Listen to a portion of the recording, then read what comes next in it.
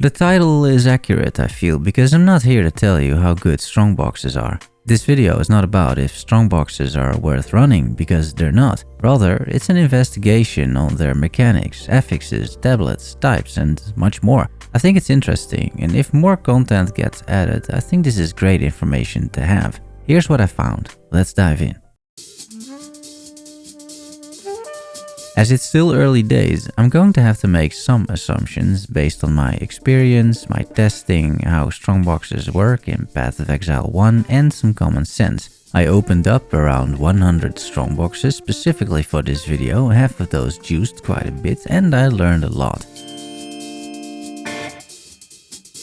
Let's start with briefly explaining the Strongbox mechanic. Strongboxes have a base chance to spawn in a map, and my assumption is that it is a similar chance to Path of Exile 1, so around 5 or 8%, that neighborhood. If you find one, you can identify it if it's magic or rare, you can use crafting materials on it, open it so it spawns a bunch of monster packs which guard the Strongbox, and after you defeat them, loot the contents of the Strongbox. There's currently no icon on the minimap or overlay map to indicate that there is a Strongbox, which is a shame because that means you're forced to full clear a map and check out every nook and cranny in order to find them. That's the basics. Strongboxes have an unknown base chance to spawn in the map without you investing in any Atlas passive points, tablets or waystones. Again, I'm assuming it's between 5 to 8% base chance to happen. So every now and then you will encounter one. However, you can increase the chances of them spawning and even guarantee it using a few mechanics. First, you can literally roll a modifier or an affix on a waystone that provides a Strongbox in the zone that you're about to run, which makes it a 100% guarantee that there's a Strongbox. Second, you can use precursor tablets, which have an additive chance of a Strongbox spawning. It's not increased, it's additive, and with having a range from 10 to 20% additive chance per tablet, you can crank up that 21% from the tree to over 100% spawn chance using a few towers, which is exactly what I'm doing here in this little test. Using 4 tablets in these 4 towers, I am adding 64% chance to spawn a Strongbox. That's additive. However, that number is multiplied by 1.4 because of the tablet effectiveness I took on the Atlas passive tree. And that is again multiplied by 1.2 because of the 20% chance for a double tablet effect, also from the Atlas passive tree. That comes down to a total of, on average, a 107.5% additive chance to spawn a Strongbox from these 4 tablets in these 4 towers. That is on top of the 21% from the Atlas passive tree. I cleared 14 maps around these towers and spawned in total 16 Strongboxes, which leads me to believe that a total chance of, let's say, around 127% to spawn a Strongbox guarantees a Strongbox in every single map, because I got one in every single map, and it gives another 27% chance to spawn a second Strongbox. There is a visual bug or a UI bug currently with tablets in the current state of the game, because in the UI it seems their effects do not apply to the maps or to the waystones. However, after my little test, I am convinced it is just a visual or a UI bug. It is not a real bug that affects the chances of the Strongboxes spawning, because there's no way I would get 16 Strongboxes out of 14 maps if those tablets didn't work. So they're working, the game just doesn't tell you. The tooltip is bugged, but the tablets themselves are not bugged. I've noticed tooltips of other tablets, for example those with an increased chance of a shrine or additive chance of a shrine, are bugged too, and they're not showing up either. There's one final thing I discovered, and that is this specific map over here with the affix that it contains a Strongbox, but also that this Strongbox is corrupted. I have absolutely no clue how it got there, as you can't get this from tablets. Maybe Strongboxes can also be corrupted in maps with corruption, but one way or another this has to be a mod that was already there, as I have no way of putting it there. It's very interesting, but as we will establish, it's also not great, a corrupted Strongbox. Finally, there's the Atlas passive tree, and if you take all the Strongbox related nodes, you get a plus 21% chance to spawn a Strongbox. That's really not a lot, especially for the points invested. I'm assuming this is going to be buffed significantly, because right now there's absolutely no reason to spend this many points unless you're making a video like this or you're testing.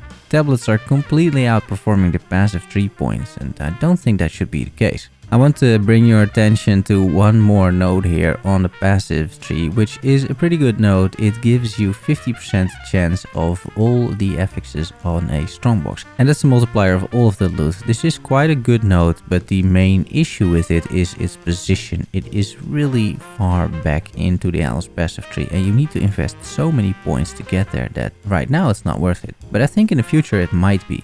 Small self-plug, check the description for Google Docs on all my SSF stuff, account name, POBs, Atlas trees, etc. There's a Discord link in there as well. I have a guild, Thy Guild, feel free to join in-game. And don't forget to subscribe, guys. Okay, back to the video.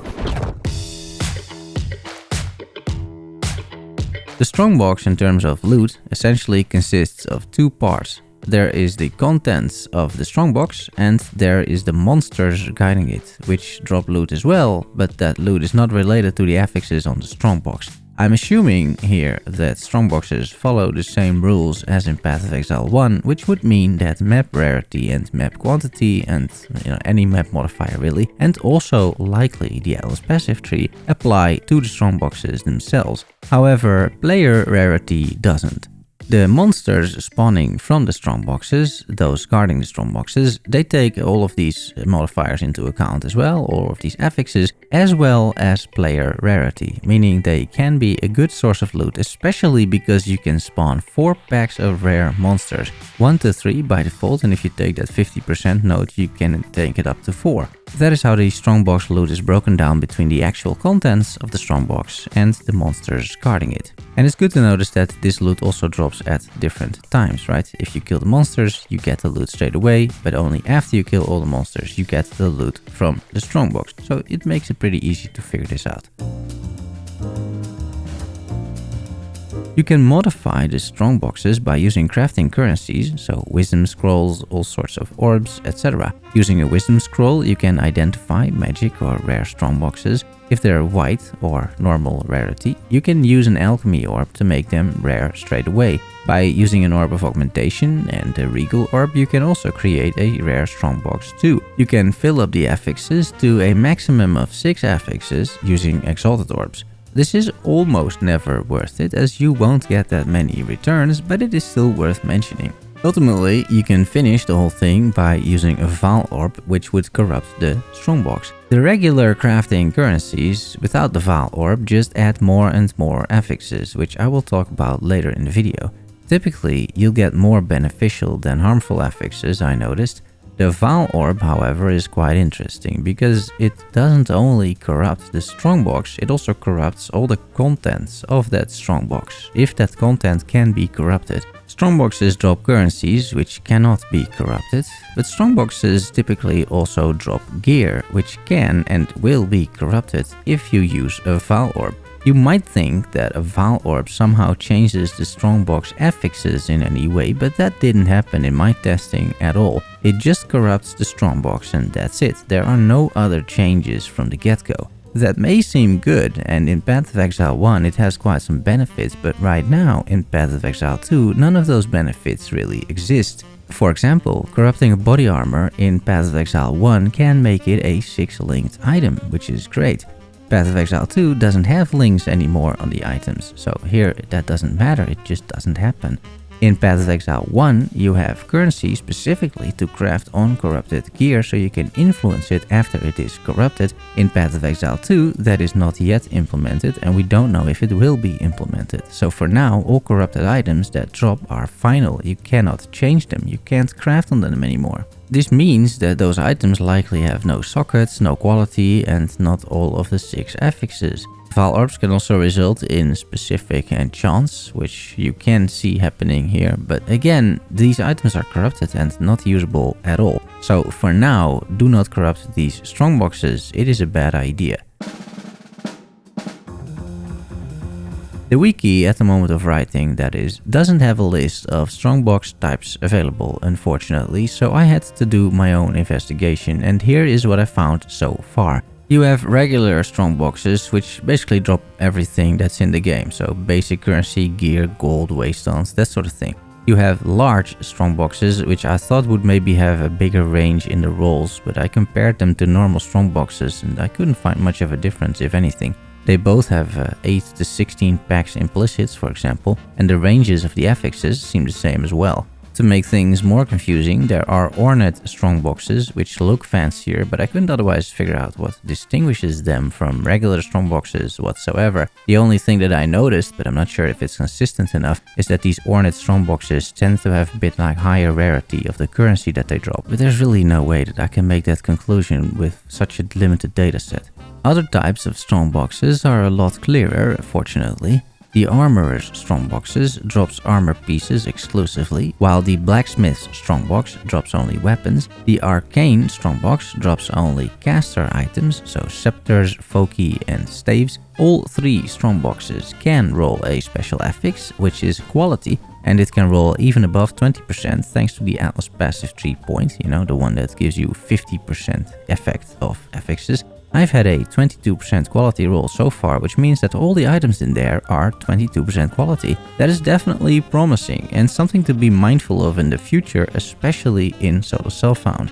I also encountered an Arcane Strongbox with quality, you know, the one over here, and it gave me a bunch of 15% scepters and staves, and in total this accounted for 27 Arcanists' etchers. That's very valuable in Solo Self-Found. The Researcher's Strongbox drops runes, Jin Barriers and ultimatums.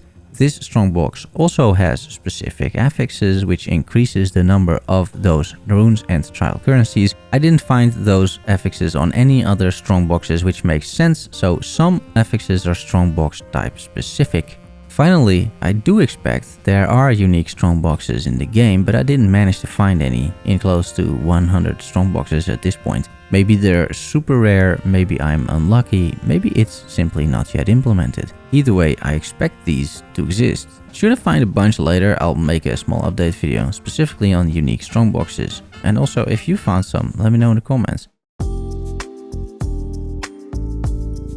I talked a little bit about Strongbox affixes already, but here are all the affixes I encountered so far. There is always an implicit affix, and it seems to be 8 to 16 monster packs on all variants of Strongboxes. I didn't see this number change. Then there are several trap-related affixes, which are bad.